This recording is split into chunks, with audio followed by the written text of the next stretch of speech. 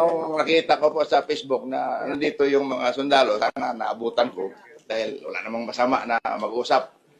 Tatanungin ko lang sana kung sa akin ba nila binigay yung malita. Dahil babanggit ang pangalan ko, kawawa naman yung pamilya ko, hinahanap sa akin yung malita eh. So, ganoon lang po kung maaari. Wala man akong sama ng loob.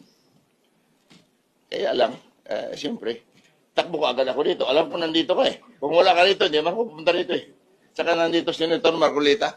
Alam naman nila, papasokin nila ako.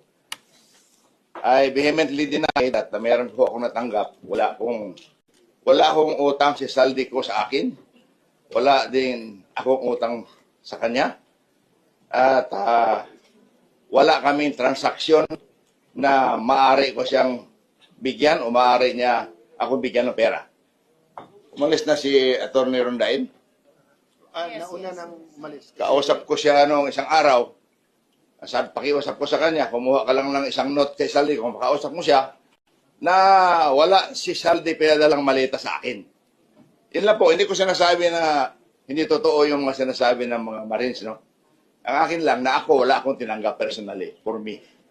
Dahil, modesty aside, ganito lang po ang buhay ko, hindi naman ako naghahangad ng malita-malitang pera. Ganun lang po. Check, maraming salamat. Baka pwede silang magtanong. Yes. Baka pwede kayong magtanong, okay lang. Mga 5 minutes, panic.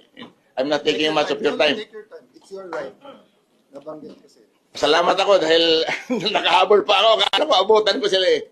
I just want to ask them, kanino nila binigay? Dahil wala man akong tinanggapin. Or, Actually, nakita ko text report. Tapos na rin talaga. Oh. At pinakyat ko. But precisely why we want everyone named to have their opportunity. And I thank you, Doc, for being here. Wala ba kumalinis ang konsensya mo? Pupunta ka rito, di ba?